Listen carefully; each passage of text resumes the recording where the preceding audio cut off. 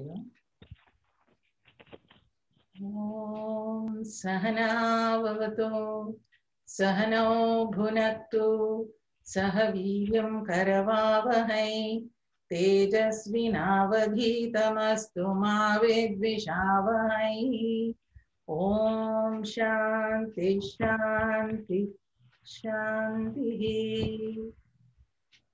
Guru Brahma Guru Vishnu Guru Devo Maheshwaraha Guru Sakshat Parabrahma Tasmai Shri Gurave Namaha Tasmai Shri Gurave Namaha.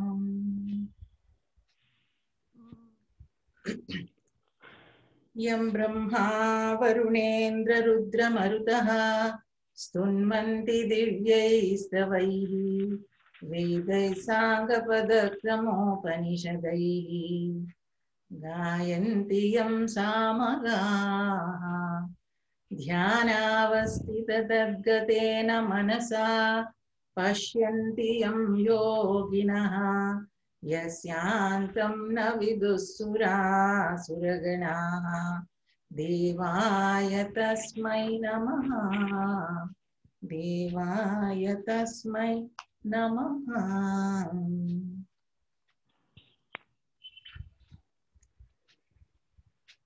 Atha chaturthodhyayah Jnana yogaha.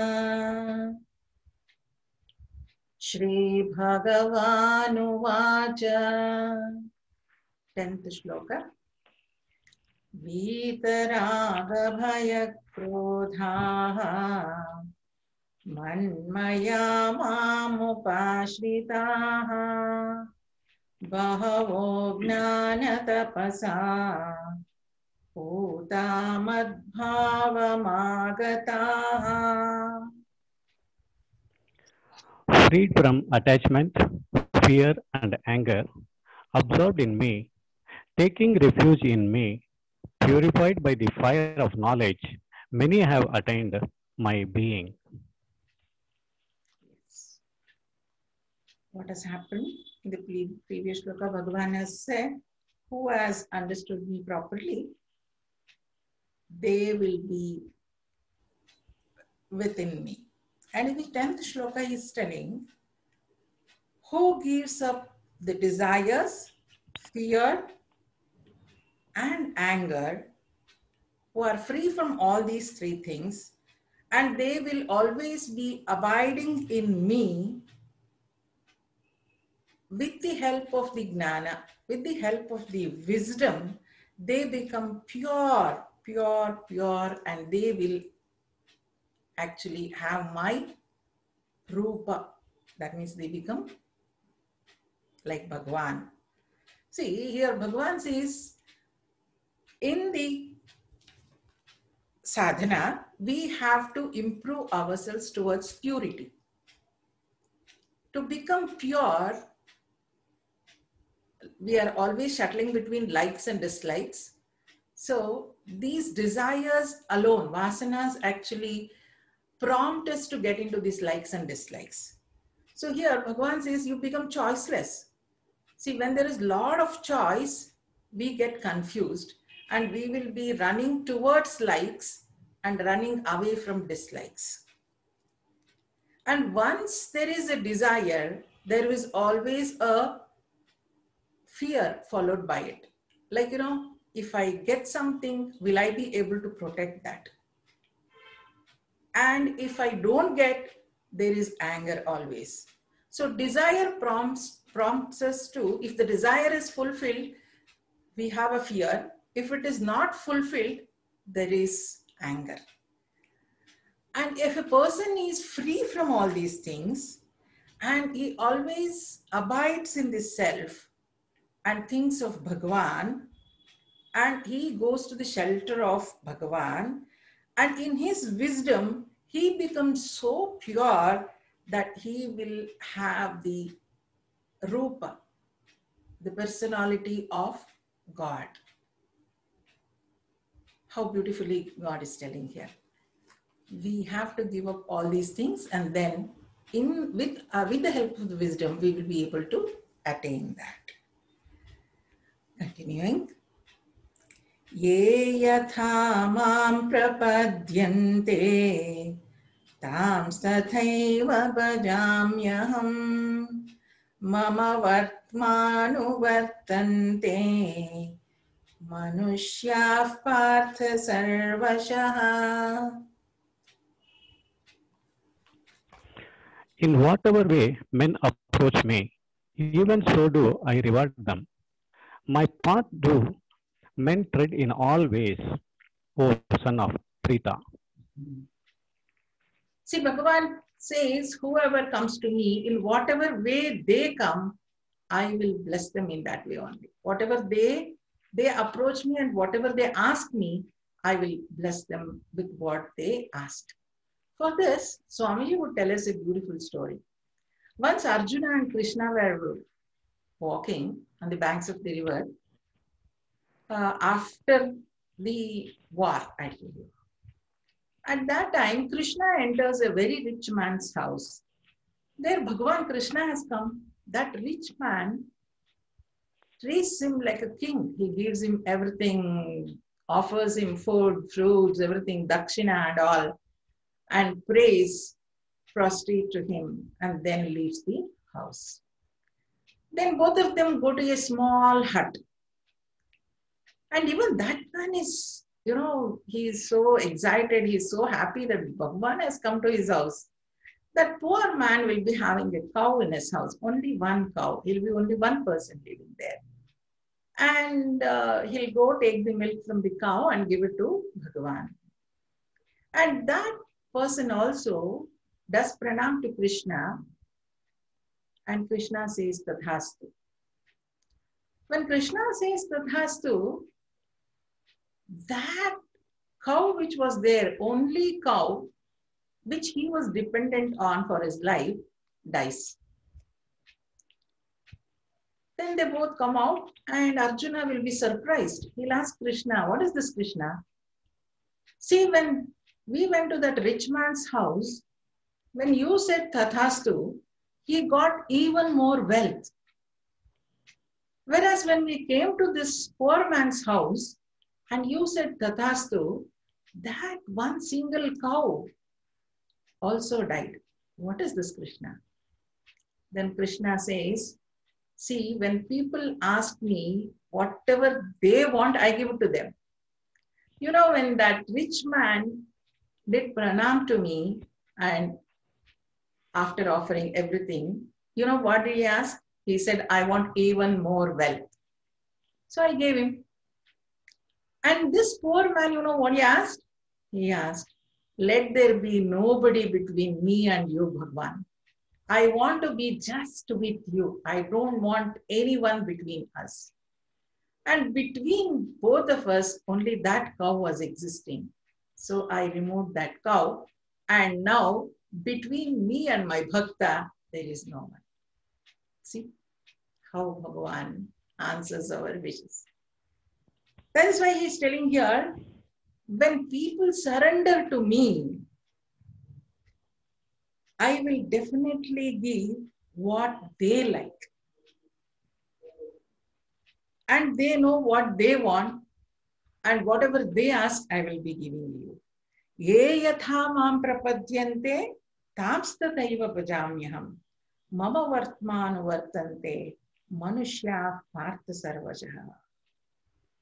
In all ways, people want to get me only. Even the rich man wanted blessings from me. Even this poor man wanted blessings from me. And what blessings they asked for, I have given them that. That is what Bhagavan says here. Continuing. Kankshanta karmanam siddhim yajanta iha devataha Kshipram himanushe loke siddhir bhavati karmajam. They who long for satisfaction from actions in the world make sacrifices to the gods because satisfaction is quickly obtained from actions in the world of objects. Yes. See, when people do karma, they get karma phala easily. And many of the karma phalas are given in this life itself. You need not wait for a very long time and you get it very soon. See how I'll tell you. You do a good deed, you get appreciation immediately. We do a bad deed, we get punished immediately. We are caught somewhere, isn't it? So when karma is done, for most of the things, phala is given here in this life itself. Only for very deep karmas only it is carried to the next janma. So everybody is interested in that only, because one thing all of us have to do karma. Once we have born in this world, we have to do karma and there is no escape at all. And when we start doing this karma, the karma phala is in this life only. Most of them do karma for that reason only. For that is the reason why we all pray gods. You know, there is a practice here also, when there are no rains, you must have heard this a lot, they would pray for rains. And these devatas would give us rain. Just like that, in this human birth, in this human loka, because we get the phala immediately, all of them are interested in this karma only. That is why people do karma, Bhagavan says. Whenever there is phala sakti means I want this result. Like, you know, if a student wants to get first rank, if he reads properly, he will definitely get first rank. The phala is immediately there. So they are all interested in the phala. We all are interested in the phala. That's why we work. Who are interested in the phala, they do good karma or the karma towards that phala only and get the phala. So how will they do these karmas? It is explained in the next few shlokas. Chatur varnyam maya srishtam gunakarma vibhagashaha tasya kartaram apimam vidya kartaram avyayam. The fourfold caste has been created by me according to the differentiation of guna and karma. Though I am the author, thereof know me as non-doer and immutable. Chaturvaranyam maya srishtva. That means I have actually divided these people's work according to Chatur Varna. Varna is not actually caste. It is the karma which they will be doing, and on that karma they are divided into 4 groups. Brahmana, Kshatriya, Shudra and Vaishya. These are the 4 groups which God has created. Chatur Varanyam Maya Srishtva. How have I actually created that or differentiated those things? It is according to their karma. Chaturvarnyam. Chaturvarnyam is Brahmana, Kshatriya, Vaishya and Shudra. See, a Brahmana is not by the caste. He is not born as Brahmana. Here Bhagavan clearly says, we call one person as Brahmana, one who is interested in Brahma Vidya. One who is interested in Brahma Vidya, he is called as Brahman. Maybe by birth he is born in some other caste, but if he is interested in Brahma Vidya and he is learning Brahma Vidya, he is a Brahmana. Then Kshatriya, one who is interested in protecting everything, who is a leader, like politicians and all. They are called Kshatriyas. And people who are interested in doing business, they are called as Vaishyas. And people who are interested in cleaning work, they are called as Shudras. All the 4 types of people are required in the society. Think that if Shudras are not there, who will clean our roads? Isn't it? And if there are no Brahmanas, who will be actually protecting our scriptures? And if there are no Vaishyas, who will be doing the business? From where will we buy things? And if there are no people to protect us, rulers, like, politicians who are doing the job of protecting everything,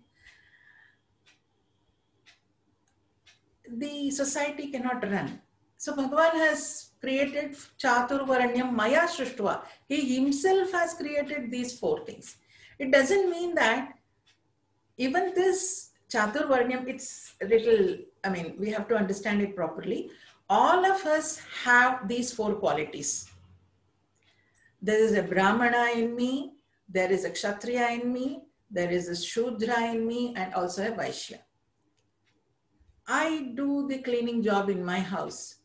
I learn, I do prayers in my house.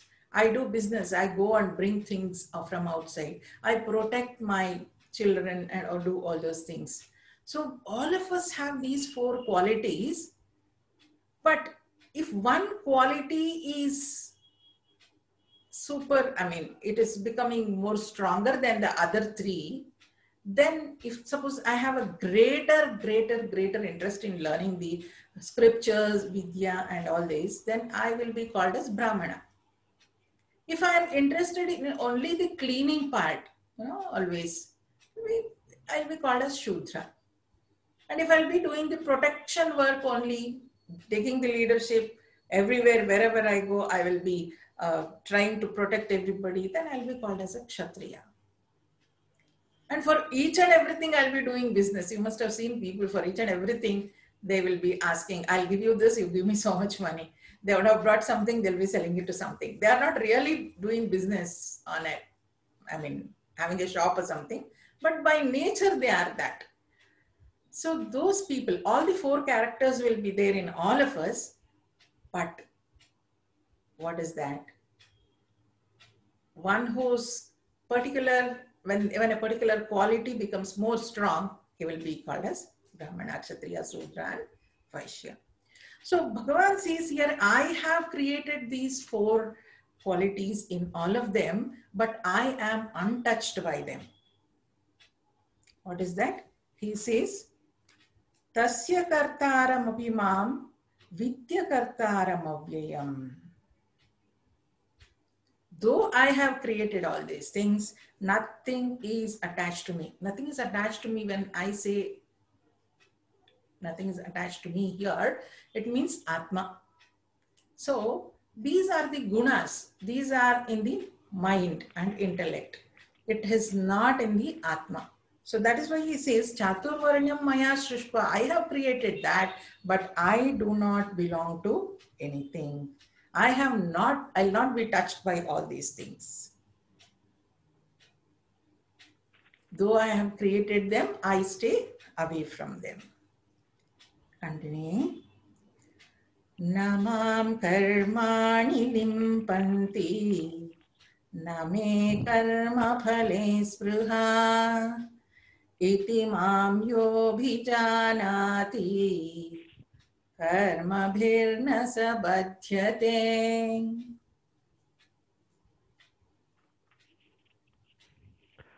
Actions do not tempt me, nor have I any desire for the fruits of actions. He who knows me thus is not bound by his actions. Yes. After telling this Chaturvarnyam, 4 groups of people, what is telling? None of these karmas will not stick to me. And I don't have any intention in doing karma. See, when God comes as an Avatara Purusha, he comes by his own wish. And he has come there with a purpose and he will be doing everything.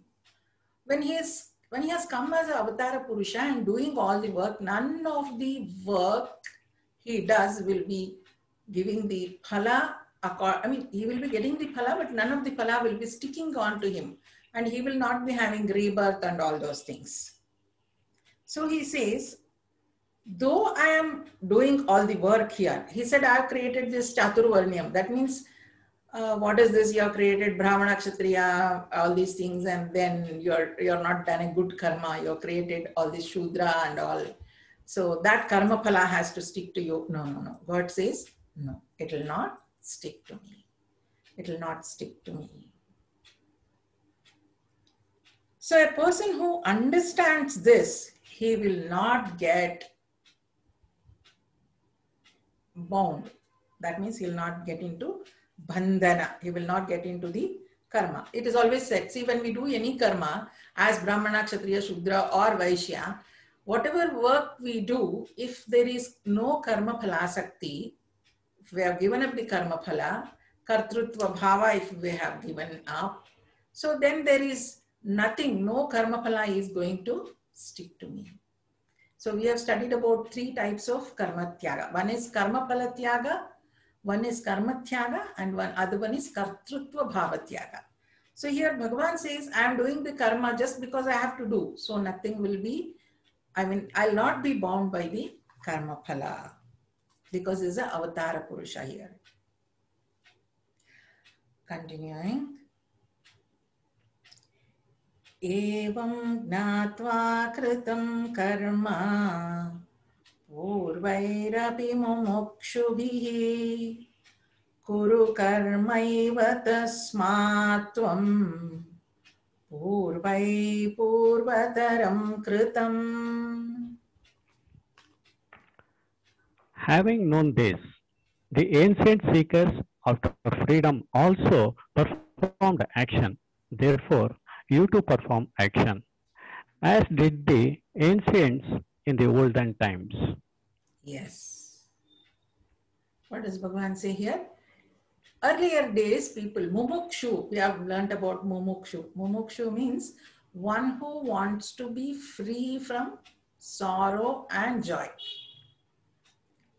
To be free from sorrow and joy, we know when we do the karma, we have to do these 3 things: karma phala tyaga, karma tyaga, or kartrutva bhava tyaga. Kartrutva bhava tyaga. So, if the karma is done in this way, there is no papa and punya acquired. When there is no papa and punya acquired, then there is no janma to enjoy that. So earlier, the generations have done mumukshu, he says here, see.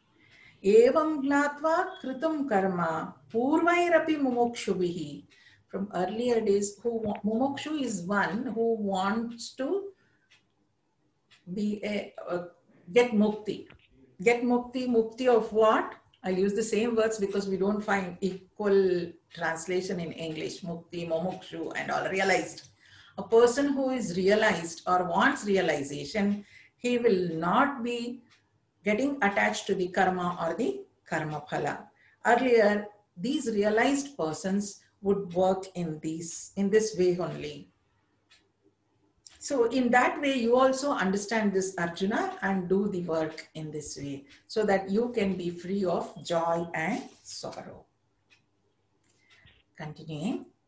This is a beautiful shloka which we really want to understand properly. Kim karma kima karmeti kavayopyatra mohitaha tatte karma pravakshyami yajnatva mokshase shubhat. What is action? What is inaction? As to this, even the wise are deluded. Therefore, I shall teach you action, the nature of action and inaction, knowing which you shall be liberated from the evil of samsara, the wheel of birth and death.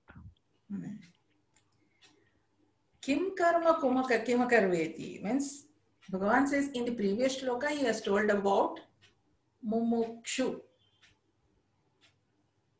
In the previous shloka he has given us about Mumukshu, that means a realized person.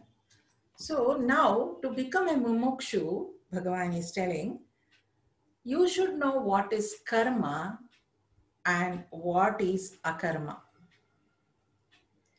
In this, actually, what is karma and what is akarma, many of the wisdom, people who have wisdom are also confused. They don't know what exactly it is. So I will tell you what is karma and what is akarma. What is the nature of this? Once you understand this, what is karma and what is akarma, then you will be able to transcend this and be a mumukshu.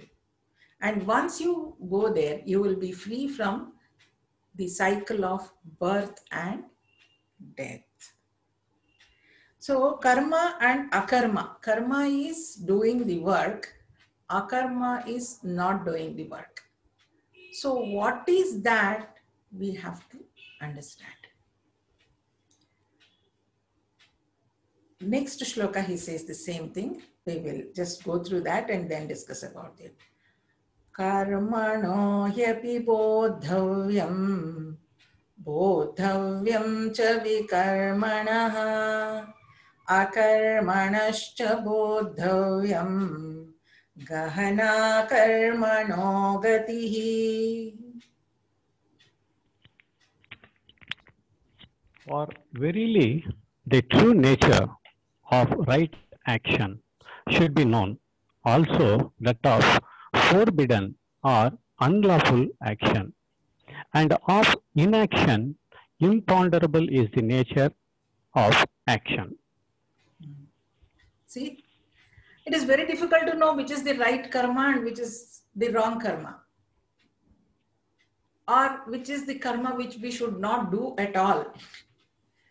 This karma, the gati, means the exact, he says here, see, akarmanascha bodhavyam gahana karmano gatihi.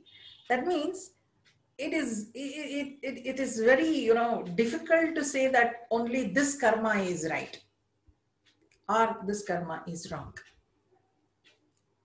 Because we don't know what karma gives what phala. Because as we studied this karma siddhanta, we know there are drishta phala and adrishta phala. We don't know by doing what work, what phala we will be getting. So it is required to at least understand in a superficial way. At least we should know what karma we should not do. Forbidden karma, the karma which really hurts others, which spoils the peace of our mind, are the karmas which should not be done at all. And karma and akarma. See, many times in the second chapter we saw, if you just sit simply and think that you are not doing, you don't want to do any karma and just hold yourself, in the mind thoughts are running. Thoughts are created. Creating thoughts is also a karma. So I think that I'm not doing any karma, but still karma is going on. But there may be a person who is doing all the karma, but within him, he has surrendered to Bhagavan and he is not thinking about the phala or anything. Then there is no karma being done. So in the next shloka, we will be seeing, in karma you see akarma and in akarma you see karma. So it is very important to know what is karma and what is akarma. When there is no kartrutva bhava, that means I have surrendered completely to God and I am doing the work here. All the phala which only with his help I am doing the work or the karma. All the phala which I get here will go to him. That means I do not get any karma phala. So when I do the karma in that way, it is called as akarma. That means I'm not doing any karma at all. But sitting quietly, I am thinking so many things of so many people. And many things are going in my mind. That means I am doing karma. So in this way, Bhagavan says about karma and akarma. That means giving up the karma doesn't mean we are in the akarma. We are not doing any karma at all. This way Bhagavan explains about the karma and akarma. Rest we will see in the next class.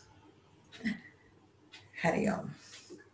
So this is very interesting, and the karma, whatever, when we have studied this in detail in Karma Yoga, I think this explanation would be enough. So we will stop here and continue in the next class. Hari Om.